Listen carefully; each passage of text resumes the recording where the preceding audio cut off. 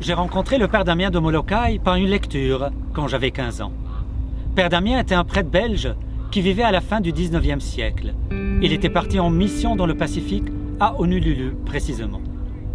Il est une de ces figures de charité qui m'ont toujours impressionné et dont la bravoure me force sans cesse à rester humble. Il se porte volontaire avec 3 de ses confrères pour réconforter les lépreux isolés sur une île, l'île de Molokai. À l'époque, on ne connaît pas les antibiotiques. Le destin des lépreux est de vivre puis mourir à petit feu, isolés, en paria.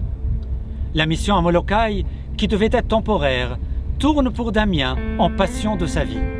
Il choisit de rester, lui, sain de corps, parmi les infirmes, les intouchables. Il espère en la providence divine et enseigne aux infirmes à s'abandonner eux-mêmes à cette providence.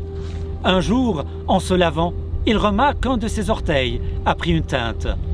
Peu après, c'est une de ses oreilles qui s'assombrit. Dans un premier temps, Damien refuse d'admettre qu'il est atteint. Il refuse la réalité, le fait accompli. Puis, grâce à la prière, il comprend que rester à Molokai était bien la mission de sa vie.